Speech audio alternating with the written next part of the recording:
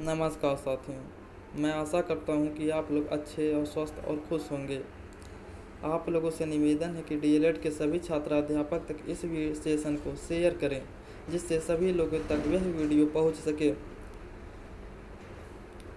इस सेशन में हम हिंदी के सेकंड पार्ट एमसीक्यू के रूप में कराएंगे। आप लोगों से निवेदन है कि जितना भी क्वेश्चन सही हो आप कमेंट बॉक्स में कमेंट करें, जिससे हमें पता चले कि आप लोग कितना सही और कितना गलत कर रहे हैं। इस आधार पर हम नया सेशन लाएंगे। तो देरी न करते हुए हम सेशन की शुरुआत करते हैं। अगला क्वेश्चन है, ख का उच्चारण स्थल है दंत, तालु, कंठ, ओष्ठ।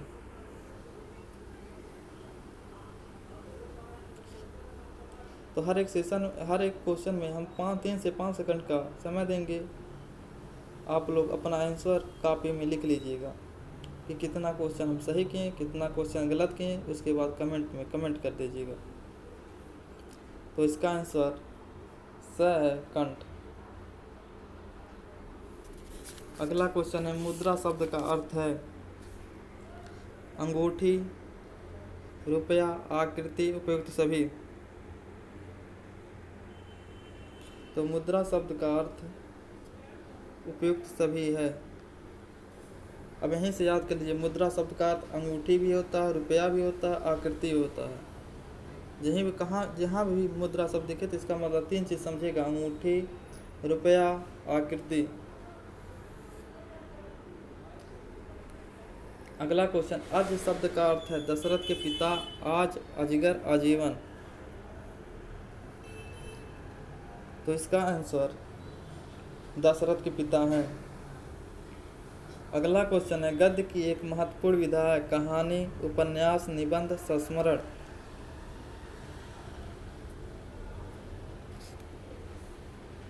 तो गद्य की एक महत्वपूर्ण विधा कहानी है। अगला क्वेश्चन है, किन्हीं तत्व के आधार पर कहानी के भेद हैं 1, 2, 3, 4। अगला क्वेश्चन है, कहानी तत्व के आधार पर कहानी के भेद हैं 1, 2, 3, 4। तो इसका आंसर 4 है। अगला क्वेश्चन है, कहानी की विधियां मानी जाती हैं 1, 3, 4, 1, 2। तो कहानी की विधियां 4 मानी जाती हैं। अगला क्वेश्चन है, आरंभिक अवस्था के बच्चों में कहानी शिक्षण की सर्वाधिक उपयुक्त विधि है चित्र विधि, वार्तालाप, प्रश्नोत्तर विधि, कहानी विधि। तो इसका आंसर चित्र विधि है। अगला क्वेश्चन है, वाक्यों का वर्गीकरण कितने आधार पर किया गया है 2, 3, 4, 5। तो इसका आंसर 2 है। अगला क्वेश्चन है, जिन वाक्यों में एक उद्देश्य तथा एक विधेय हो उसे कहते हैं एकल वाक्य, सरल वाक्य, मिश्र वाक्य, संयुक्त वाक्य। तो इसे सरल वाक्य कहते हैं। अगला क्वेश्चन है, मिश्र वाक्य कहते हैं जिनमें एक कर्ता और एक क्रिया होती है, जिनमें एक से अधिक प्रधान उपवाक्य और वे संयोजक अव्यय द्वारा जुड़े हों, जिनमें एक साधारण वाक्य तथा उसके अधीन दूसरा उपवाक्य हो। उपयुक्त में से कोई नहीं।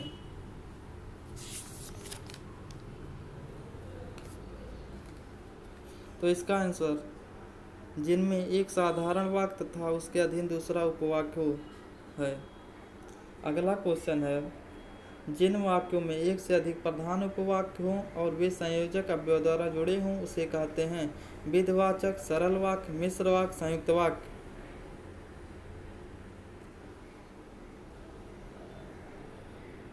तो इसे संयुक्त वाक्य कहते हैं। अगला क्वेश्चन है, जिन वाक्यों में किसी बात या कार्य न करने का बोध होता है उसे कहते हैं आज्ञावाचक, विस्मयवाचक, निषेधवाचक, संकेतवाचक। अगला क्वेश्चन है, जिन वाक्यों से किसी बात या कार्य न करने का बोध होता है उसे कहते हैं आज्ञावाचक, विस्मयवाचक, निषेधवाचक, संकेतवाचक। तो इसका आंसर निषेधवाचक है। अगला क्वेश्चन है श्याम स्कूल जाओ वाक्य है विधिवाचक, निषेधवाचक, संकेतवाचक, आज्ञावाचक। तो इसका आंसर आज्ञावाचक है। जिसमें आज्ञा दिया जाए उसको आज्ञावाचक वाक्य कहते हैं। और जिसमें इशारा रहे, संकेत जिसमें नकारात्मक रहे, निषेध। अगला क्वेश्चन है कितना सुंदर दृश्य है, वह किस प्रकार का है? निषेधवाचक, विस्मयवाचक, इच्छावाचक, आज्ञावाचक। तो इसमें विस्मयवाचक वाक्य है और ये विस्मयादिबोधक चिन्ह बोलते हैं इसे। और जहाँ लगा रहता है वो विस्मयवाचक वाक्य होता है। ये बिना सोचे समझे आप लोग टिक कीजिएगा। अगला क्वेश्चन है रमेश पढ़ा लिखा है या नहीं, वाक्य है विधिवाचक, इच्छावाचक, संदेहवाचक, आज्ञावाचक।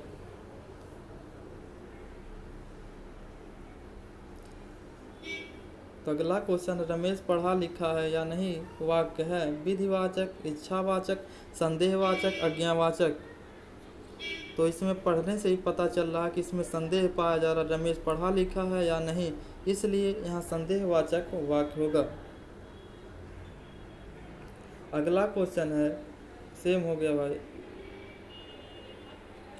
अगला क्वेश्चन है जिन वाक्यों में किसी प्रकार की इच्छा या कामना का बोध होता है उसे कहते हैं संकेतवाचक, संदेहवाचक, विधिवाचक, इच्छावाचक। क्वेश्चन है जिन वाक्यों में किसी प्रकार की इच्छा या कामना का बोध होता है उसे कहते हैं, तो इसे इच्छावाचक वाक्य कहते हैं। अगला क्वेश्चन है किसी प्रणाली से छात्रों में सक्रियता बनी रहती है। प्रश्नोत्तर प्रणाली, अभिनय प्रणाली, गीत प्रणाली, व्याख्या प्रणाली। तो इसका आंसर प्रश्नोत्तर प्रणाली है। जाहिर सी बात है किसी कक्षा में आप पढ़ा रहे हैं तो उसमें बार बार प्रश्न पूछेंगे तो बच्चे कंसंट्रेट बनाए रहेंगे आपकी तरफ, इसलिए इसका विधि प्रश्नोत्तर प्रणाली होगा। अगला क्वेश्चन है मनुष्यों के भाव की अभिव्यक्ति होती है संकेतों द्वारा, वाणी द्वारा, भाव भंगिमाओं द्वारा, उपयुक्त सभी।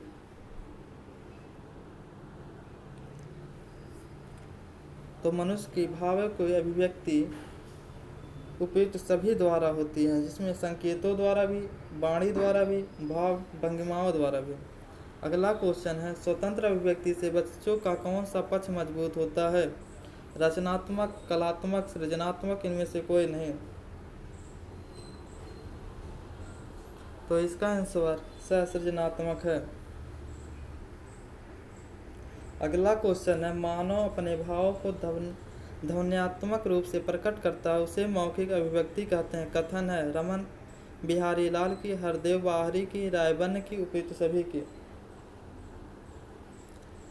अगला क्वेश्चन है मानव अपने भावों को ध्वन्यात्मक रूप से प्रकट करता है उसे मौखिक अभिव्यक्ति कहते हैं। यह कथन किसका है?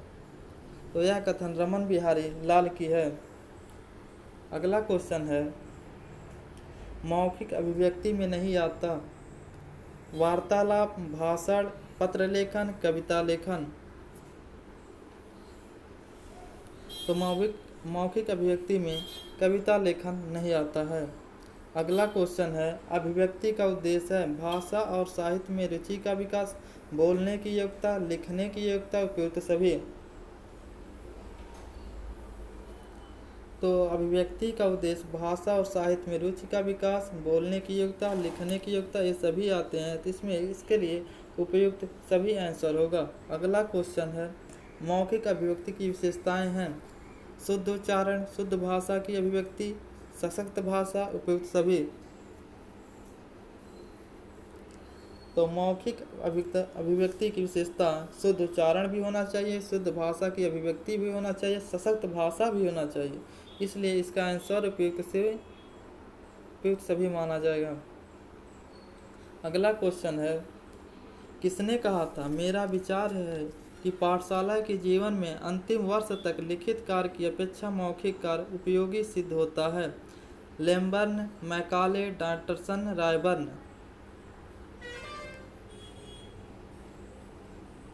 तो इसे लैम्बर्ट ने कहा था।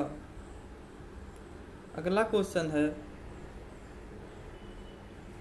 साहित्य में रुचि उत्पन्न की जा सकती है वाद विवाद प्रतियोगिता द्वारा, अंत्याक्षरी द्वारा, कवि दरबार के द्वारा, अप्रयुक्त सभी द्वारा। अगला क्वेश्चन है, साहित्य में रुचि उत्पन्न की जा सकती है वाद विवाद प्रतियोगिता, अंत्याक्षरी, कवि दरबार, उपयुक्त सभी। तो इसका आंसर उपयुक्त सभी हो। अगला क्वेश्चन है, लिखित अभिव्यक्ति का उद्देश्य है स्वतः लेखन में रुचि, श्रुति लेखन, शब्दकोश में वृद्धि, उपयुक्त सभी।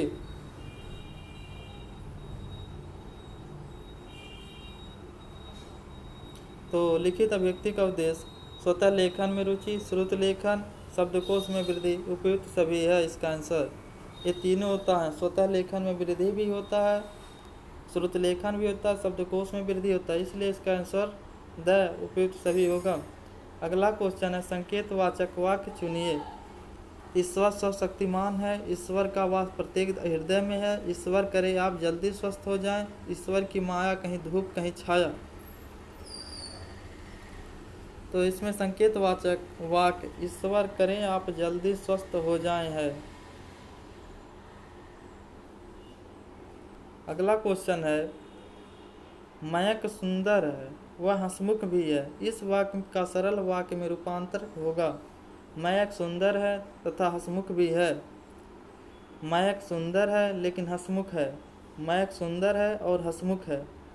मयंक सुंदर भी है और हंसमुख भी है। तो इसका विकल्प है, मयंक सुंदर है तथा हंसमुख भी है। ब है, मयंक सुंदर है लेकिन हंसमुख है। स है, मयंक सुंदर है और हंसमुख है। द है, मयंक सुंदर भी है और हंसमुख है। सोच समझ कर आंसर दीजिएगा।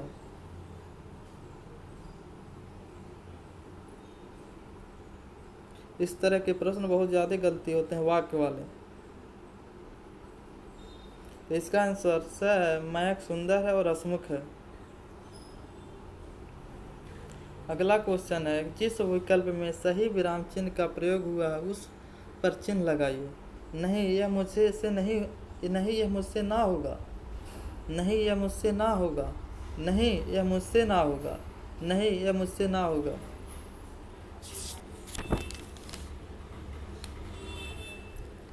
तो इसका आंसर टिपिकल है देना। इसे 2-3 बार पढ़ना चाहिए कि सेंस कैसे निकल रहा है।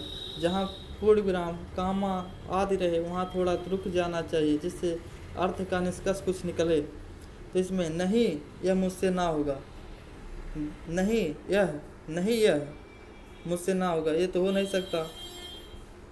नहीं यह मुझसे ना होगा, इसमें विस्माद बोधक चिन्ह है, इसमें कल्पना की ये भी नहीं होगा। नहीं इसमें भी नहीं होगा, विस्माद बोधक चिन्ह है। इसके आंसर अ होगा नया, नहीं यह मुझसे ना होगा। विस्माद बोधक का चिन्ह वहाँ कहते हैं जहाँ शोक, दुख, घृणा आदि उत्पन्न हो, वहाँ विस्माद बोधक का चिन्ह का प्रयोग करते हैं। अगला क्वेश्चन है, एक व्यक्ति से प्रश्न किए जाने पर उत्तर नहीं मिलता या गलत उत्तर मिलता है, तो दूसरे प्रश्न किए जाने पर वाक्यांश में कौन सा चिन्ह लगाया जाता है? प्रश्नवाचक, विस्मयवाचक, पूर्णविराम, अर्धविराम। ये भी मोस्ट इम्पॉर्टेंट क्वेश्चन है भाई। इसमें कहा है एक व्यक्ति से प्रश्न किए जाने पर उत्तर नहीं मिलता या गलत उत्तर मिलता है, तो दूसरे से प्रश्न किए जाने पर वाक्य में कौन सा चिन्ह लगे जाता है? जैसे आप किसी से प्रश्न पूछते हैं, उसने गलत उत्तर दिया या नहीं दिया, तो उसके बाद वही प्रश्न दूसरे से आप पूछेंगे तो वहाँ से कौन सा चिन्ह लगेगा? तो वहाँ हम पूर्ण विराम लगाते हैं ना कि प्रश्नवाचक चिन्ह लगाते हैं। अगला क्वेश्चन है, किस विकल्प में विराम चिन्ह का सही प्रयोग हुआ है? तो इसका विकल्प पहला है, जीवन विश्व की संपत्ति है प्रसाद। जीवन विश्व की संपत्ति है प्रसाद। जीवन विश्व की संपत्ति है प्रसाद। जीवन विश्व की संपत्ति है प्रसाद। तो इसका आंसर अ होगा, जीवन विश्व की संपत्ति है प्रसाद। अगला क्वेश्चन है, निम्नलिखित में सर्वाधिक उपयुक्त सही चिन्हों वाला विकल्प चुनिए। वह आए या न आए, मैं अवश्य आऊँगा। तो यहाँ कामा यहाँ लगा जाए तो पहले ही पता चल जा रहा गलत है।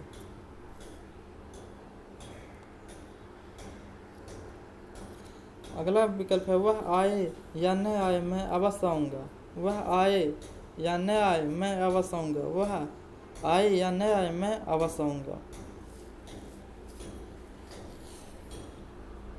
तो इसका आंसर वह आए या न आए मैं अवश्य आऊँगा होगा। अगला क्वेश्चन है उपयुक्त में से कौन सा शब्द ई प्रत्यय से बना है? हंसी, भूखा, मालिक, हंसना।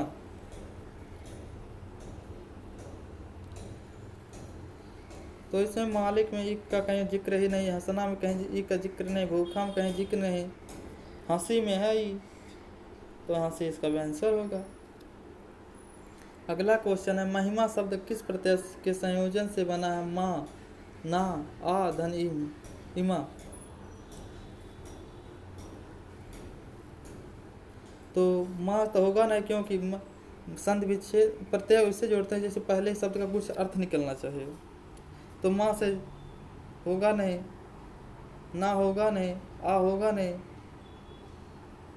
इमा, मह धन इमा करके इसका संधि विच्छेद प्रत्यय जड़ लगेगा, मह धन इमा। अगला क्वेश्चन है आपका भविष्य उज्जवल हो। वाक्य है इच्छावाचक, आज्ञावाचक, विधिवाचक, संकेतवाचक।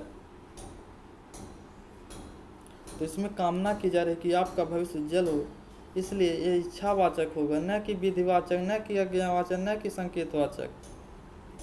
अगला क्वेश्चन है जो पढ़ेगा वही उत्तीर्ण होगा। ये क्या यह संदेहवाचक है कि संकेतवाचक है कि आज्ञावाचक है कि विधिवाचक? तो इसमें भी न संदेह है, न आज्ञा कोई दे रहा, न विधि कर रहा, यह इसमें संकेत मिल रहा कि जो पढ़ेगा वही उत्तीर्ण होगा। तो इसका आंसर ब संकेतवाचक है। अगला क्वेश्चन है इनमें से मिश्र वाक्य कौन सा है? एवं चरित्र निर्माण का समय है, जो लोग स्वस्थ रहते हैं उन्हें वैद्य के पास नहीं जाना पड़ता है, करो या मरो, उपयुक्त में से कोई नहीं। तो इसका आंसर जो लोग स्वस्थ रहते हैं उन्हें वैद्य के पास नहीं जाना पड़ता, यही सही है। ये वाक्य की दृष्टि से नहीं देखा जाता, इसमें ग्रामरिकल दृष्टि से देखा जाता है। नहीं कि आप लोग लगा दीजिएगा कि यह सही लिखा गया है तो इसका आंसर सही होगा। अगला क्वेश्चन है निम्नलिखित में से इच्छार्थक वाक्य हैं। सौरभ को बुलाओ, तुम्हारा मन मंगल हो, तुमने सुनना होगा, आज विद्यालय में अवकाश है। तो इसमें छांटना कौन सा इच्छार्थक वाक्य है? तो इसमें इच्छा यही प्रकट कर दिया जाए तुम्हारा मन मंगल हो, इसी में ही इच्छा प्रकट हो रही है, इसलिए ये इच्छार्थक वाक्य है। सौरभ को बुलाओ ये तो आज्ञावाचक वाक्य हो गया। तुमने सुना होगा, आज विद्यालय में अवकाश है, ये सब नहीं होंगे। अगला क्वेश्चन राकेश आया होगा वाक्य है विस्मयवाचक, इच्छावाचक, संदेशवाचक, संदेहवाचक, संकेतवाचक। तो इसमें जाहिर सी बात है राकेश आया होगा, इसमें संदेह प्रकट हो रहा है, इसलिए संदेहवाचक वाक्य है। अगला क्वेश्चन है जो गरीबों की सहायता करते हुए धर्मात्मा होते हैं। वाक्य है सरल वाक्य, संयुक्त वाक्य, मिश्र वाक्य, इनमें से कोई नहीं। तो जो गरीबों की सहायता करते हैं वे धर्मात्मा होते हैं, तो ये संयुक्त वाक्य है। अगला क्वेश्चन है मैं चाहता हूं कि तुम्हारे साथ खेलूं। वाक्य किस कोटि का? सरल वाक्य, संयुक्त वाक्य, मिश्र वाक्य, इनमें से कोई नहीं। तो ये मिश्र वाक्य है। अगला क्वेश्चन है विस्मयवाचक वाक्य का चयन कीजिए। मधुर भाषण वाणी का तप है, कटु वचन मन को आहत करता है, छी कितनी बुरी बात है, गंदगी सदैव हानिकारक है।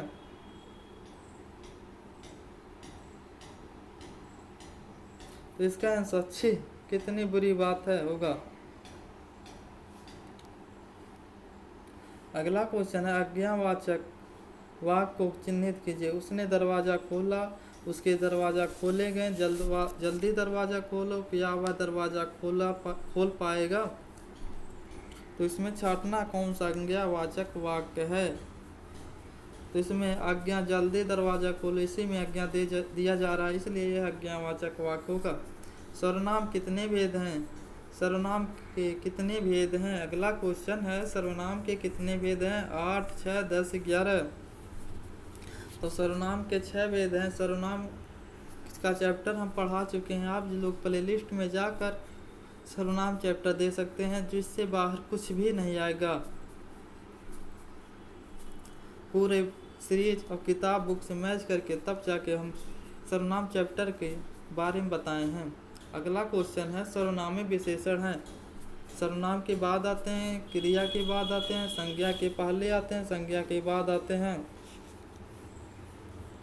तो सर्वनामी विशेषण संज्ञा के पहले आते हैं। अगला क्वेश्चन है, आलस शब्द का विशेषण है। अलसाना, आलस, अलस, आलसी। तो इसका विशेषण आलस शब्द का आलसी है। अगला क्वेश्चन है, पर विशेषण कहते हैं विशेषण की विशेषता बताने वाले शब्द, विशेष के पहले लगने वाले विशेषण, विशेष की विशेषता बताने वाला शब्द, विधेय की विशेषता बताने वाला शब्द।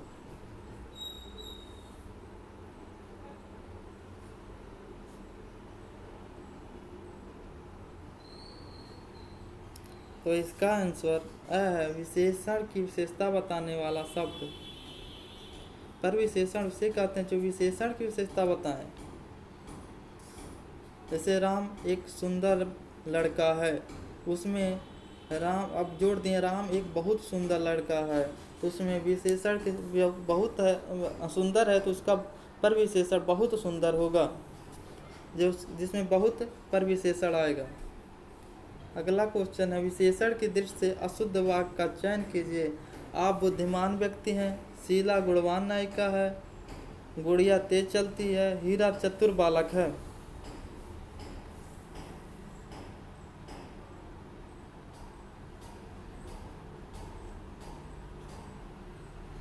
तो इसमें शीला गुणवान नायिका है, ये अशुद्ध विशेषण की दृष्टि से है, जिसमें कि इसमें कोई विशेषता नहीं बताया जा रहा है। इसमें तेज विशेषण, बुद्धिमान विशेषण, चतुर विशेषण है। अगला क्वेश्चन है, किस वाक्य में सकर्मक क्रिया है? संजय पानी लाओ, हीरा खाना खा चुका, शिक्षक ने छात्र को पढ़ाया, बालक लिखता है। तो इसका आंसर शिक्षक ने छात्र को पढ़ाया है। अगला क्वेश्चन है, सकर्मक क्रिया शब्द कौन सा है? जागना, सोना, हंसना, लिखना। तो इसका आंसर लिखना है। सकर्मक अकर्मक क्रिया हम किसी चैप्टर में किसी दिन पढ़ा देंगे, जिसमें सकर्मक क्रिया कुछ सीमित होती है, जो कि पूरा लिखवा देंगे। अगला क्वेश्चन है, किस वाक्य में कृतवाच्य का प्रयोग हुआ है? ममता पुस्तक पढ़ती है, रमेश स्कूल जाओ, शायद वह राम का भाई है, बैठा नहीं जाता। तो इसका आंसर ममता पुस्तक पढ़ती है। अगला क्वेश्चन है, क्रिया के मूल रूप को क्या कहते हैं? क्रिया, धातु, कर्ता, कर्म। तो इसका आंसर धातु है। क्रिया के मूल रूप को धातु कहते हैं। अगला क्वेश्चन है, उपयुक्त में से कौन शब्द नी प्रत्यय से बना? लिखना, महानता, करनी। उपयुक्त में से कोई नहीं।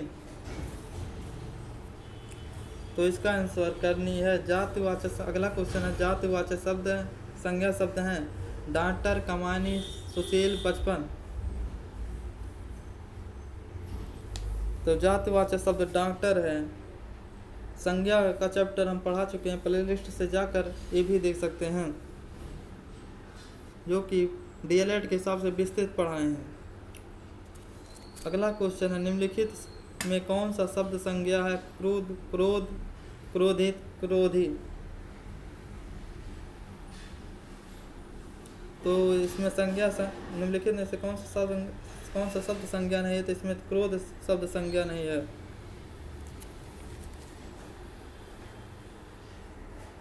अगला क्वेश्चन है, कौन सा शब्द हमेशा बहुवचन में प्रयुक्त होता है? शिशु, भक्ति, प्राण, ग्रंथ, जो कि मोस्ट इम्पॉर्टेंट है।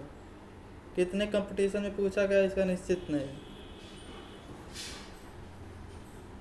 तो इसका आंसर स प्राण है।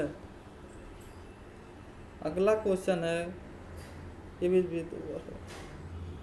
कि 132 से 145 यानी कि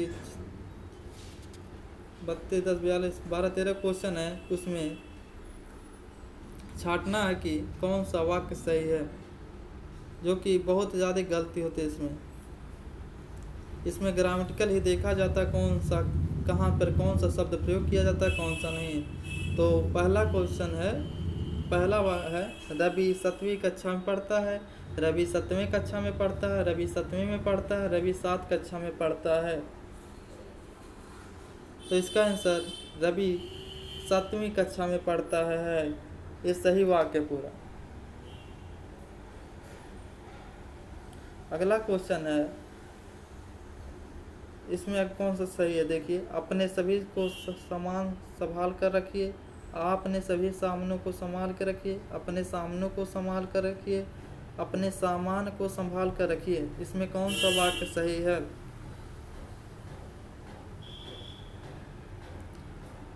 तो इसका वह अपने सभी सामानों को संभाल कर रखिए, यही सही है। अगला क्वेश्चन है, आपको आशीर्वाद की आवश्यकता है। फिर दूसरा विकल्प है, आपका आशीर्वाद की आवश्यकी है। अगला विकल्प है, आपका आशीर्वाद आवश्यक है। अगला विकल्प है, आपका आशीर्वाद आवश्यक है।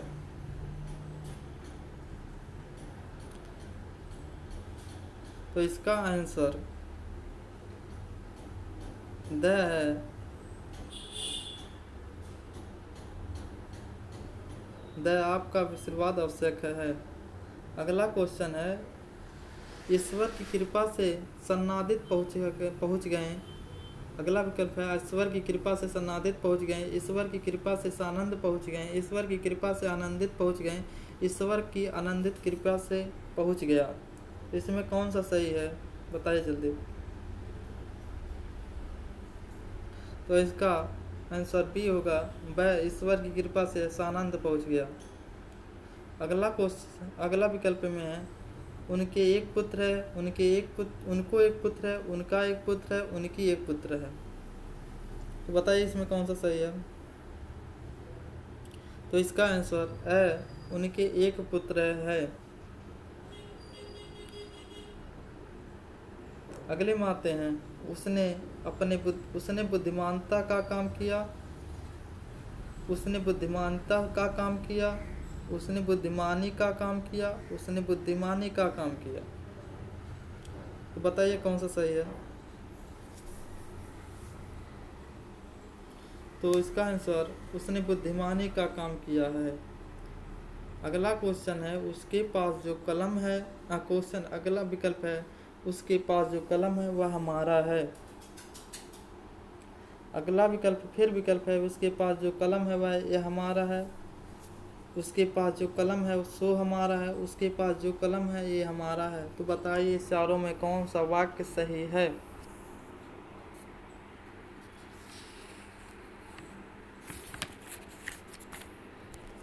तो इसका आंसर, उसके पास जो कलम है वो हमारा है, वह हमारा है, यही विकल्प सही है। अगला क्वेश्चन, अगला विकल्प में है, किसी के चरित्र पर कीचड़ नहीं उछालना चाहिए, किसी के चरित्र पर कीचड़ नहीं फैलाना चाहिए, किसी के चरित्र पर कीचड़ नहीं फेंकना चाहिए, किसी के चरित्र पर कीचड़ नहीं डालना चाहिए। तो चारों विकल्प में बताइए कौन सा सही है? फिर से एक बार पढ़ दे रहे हैं, किसी के चरित्र पर कीचड़ नहीं उछालना चाहिए, किसी के चरित्र पर कीचड़ नहीं फैलाना चाहिए, किसी के चरित्र पर कीचड़ नहीं डालना चाहिए, किसी के चरित्र पर कीचड़ नहीं फेंकना चाहिए। तो बताइए आप लोग कौन सा विकल्प सही है? तो इसका विकल्प ए सही है, किसी के चरित्र पर कीचड़ नहीं उछालना चाहिए, यही क्वेश्चन, यही विकल्प सही है। अगला क्वेश्चन है, अगला विकल्प है, जीवन और साहित्य का घोर संबंध है। जीवन और साहित्य का अपार संबंध है, जीवन और साहित्य का घनिष्ठ संबंध है, जीवन और साहित्य का गंभीर संबंध है। तो बताइए आप लोग कौन सा विकल्प सही है इसका। तो इसका विकल्प जीवन और साहित्य का घनिष्ठ संबंध है, यही विकल्प सही है। अगले विकल्प हैं जो कुछ मेरा है सब आपका है, जो कुछ मेरी है सब आपकी है, जो कुछ मेरा है सब आपके हैं, उपयुक्त सब ही अशुद्ध हैं। तो बताइए कौन सा सही है।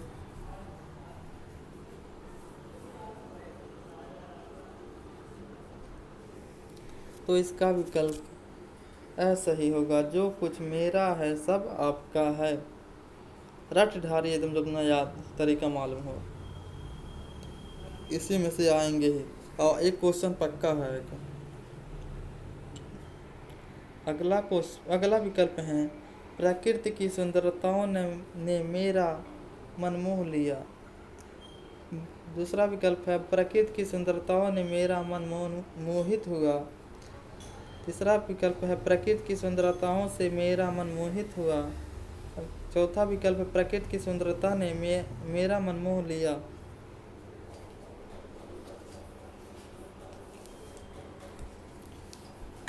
तो इसका आंसर द होगा, प्रकृति की सुंदरताओं ने मेरा मन मोह लिया।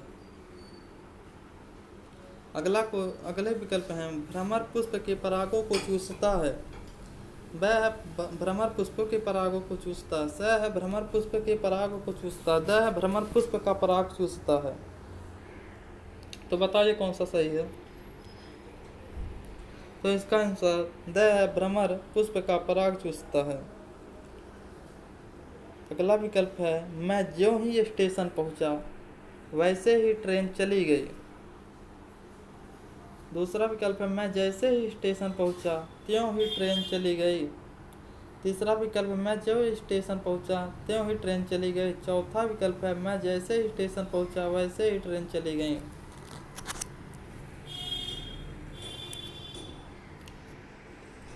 तो इसका आंसर स है मैं जो ही स्टेशन पहुंचा त्यों ही ट्रेन चली गई।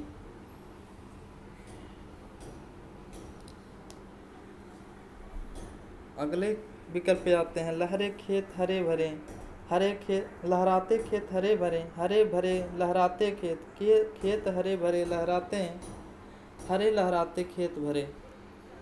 तो इसका कौन सा ऐसा सही है जो कि पूरा शुद्ध तरीके से लिखा गया है।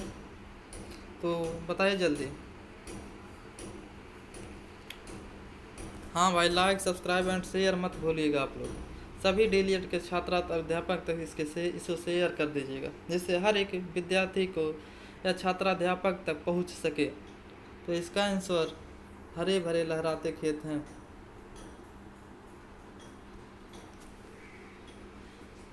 अगला क्वेश्चन है मरकट का पर्यायवाची शब्द है पानी, पुत्र, मित्र, बंदर।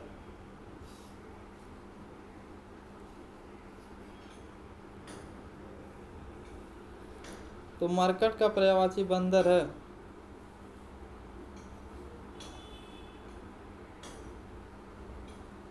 अगला क्वेश्चन है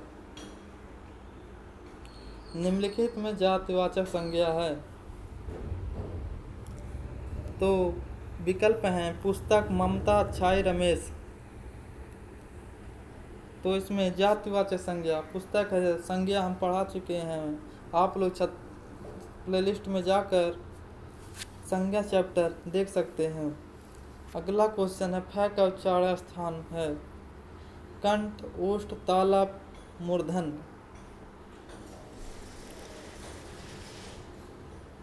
तो फ का उच्चारण ओष्ठ है। इसमें प वर्ग के जितने भी शब्द आते हैं प, फ, ब, भ, म, ये पांचों ओष्ठ से बोले जाते हैं, जो कि प, फ, ब, भ, म है। ये पांचों ओंठ से बोले जाते हैं। क वाले पूरे कंठ से बोले जाते हैं। च वाले पूरे ताल से बोले जाते हैं, द वाले पूरे दंत से बोले जाते हैं। तो आज के वीडियो में बस इतना ही। आप लोग को सेशन पसंद आया हो तो लाइक, सब्सक्राइब और शेयर करें, और जो भी पढ़ाने में त्रुटि हुई कमेंट बॉक्स में कमेंट कर दें। जय हिंद दोस्तों।